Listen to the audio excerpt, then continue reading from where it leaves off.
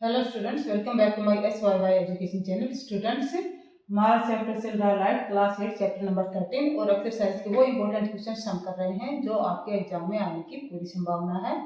तो आप सभी क्वेश्चंस को अच्छे से समझने के लिए मेरे चैनल को सब्सक्राइब कर लीजिए, बेल आइकन को ऑन कर लीजिए ताकि नेक्स्ट वीडियो का नोटिफिकेशन आपको तुरंत मिल जाए और कोई वीडियो आपका मिस ना हो। तो चलो स्टार्ट करते हैं हम आज का क्वेश्चन नंबर 15।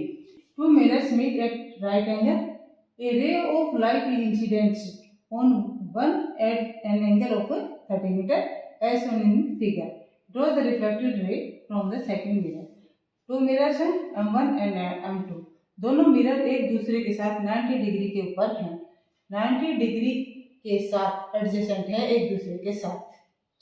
अब जब दोनों मिरर्स के बीच में 90 डिग्री का एंगल है तो मिरर M1 पर लाइट की रे पॉइंट A पर स्ट्राइक होती है, यानी कि ray of incidence point A पे स्ट्राइक होती है और पॉइंट ए से जो नॉर्मल है, नॉर्मल के साथ इंसिडेंट रे 30 डिग्री का एंगल बनाती है, यानी कि एंगल ऑफ जो इंसिडेंस है वो क्या है 30 डिग्री, और रिफ्लेक्ट होकर मिरर M2 पे पॉइंट बी पे स्ट्राइक होती है, यानी कि ए बी जो रे है वो मिरर M1 की रिफ्लेक्टेड रे है और मिरर M2 की इंसिडेंट रे है। अब लॉ ऑफ रिफ्लेक्शन क्या कहता है? Angle of reflection is equal to angle of incidence. तो जब एंगल ऑफ इंसिडेंस है वो 30 डिग्री का है तो एंगल ऑफ रिफ्लेक्शन वो भी 30 डिग्री का होगा, यानी कि ये एंगल जो है कितने का होगा 30 डिग्री का। CAB एंगल 30 डिग्री का है।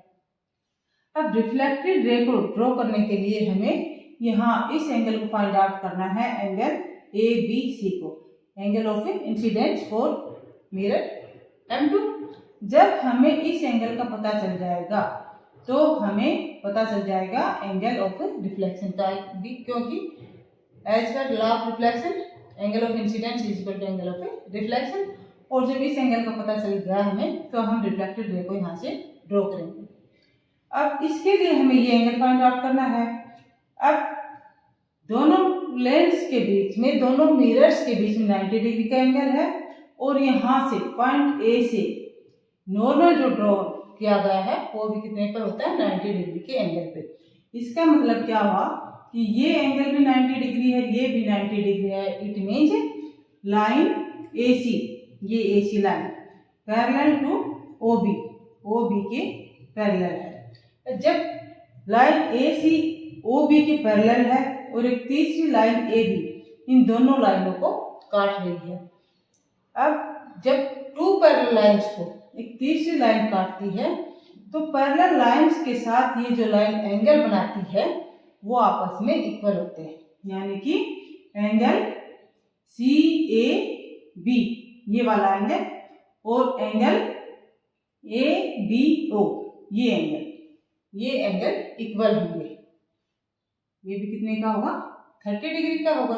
जब टू पैरेलल लाइंस को कोई तीसरी रेखा काटती है, दो पैरेलल लाइंस को कोई तीसरी रेखा काटती है तो पैरेलल लाइंस के साथ वो जो एंगल बनाती है वो आपस में इक्वल होते हैं।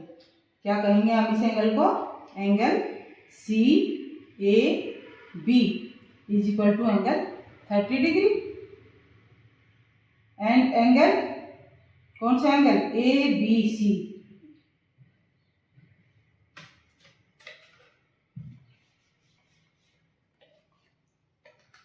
तो हम यहाँ क्या लिखेंगे कि एंगल CAB ये angle CAB is equal to angle ABO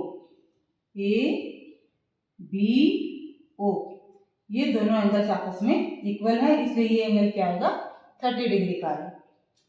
अब यहाँ से नॉर्मल ड्रॉ किया गया है पॉइंट B से, तो पॉइंट B से जो नॉर्मल ड्रॉ किया गया है प्लेन मिरर के साथ M2 के साथ, वो सरफेस के साथ प्लेन मिरर के साथ कितने डिग्री का एंगल बनाता है 90 डिग्री का, यानी कि एंगल CBO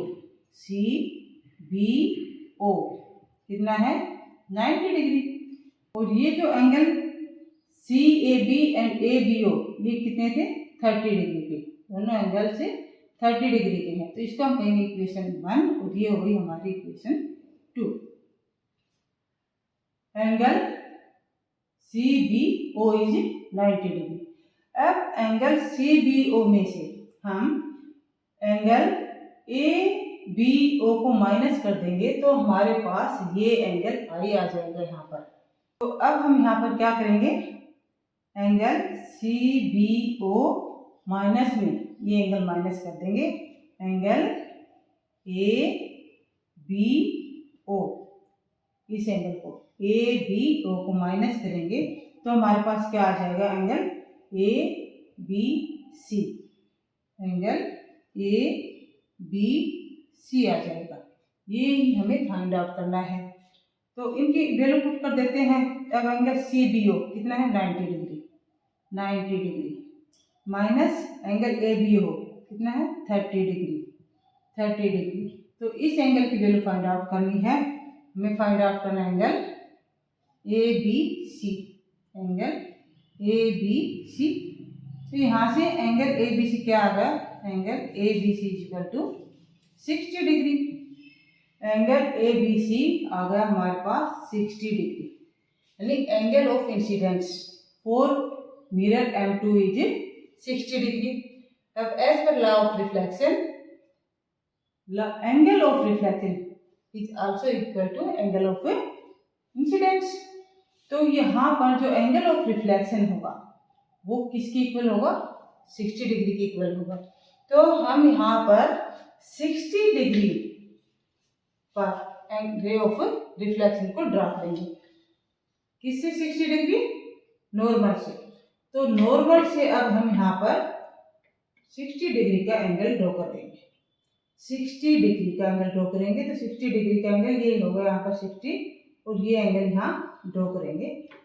तो यहाँ से ये हम एंगल ड्रॉ करेंगे नॉर्मल से।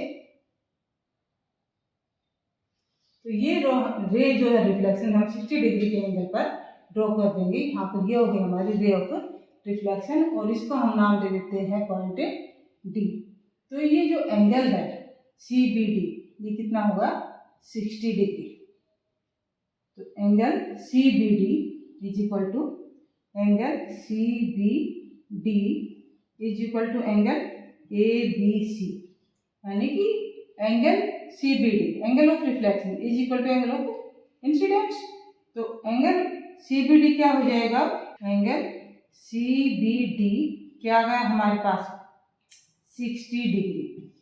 तो 60 डिग्री का एंगल ड्रॉ करके हमने यहाँ पर ray of reflection, ray of reflection, ray of reflection draw कर दिए फ्रॉम सेकेंड मिरर से।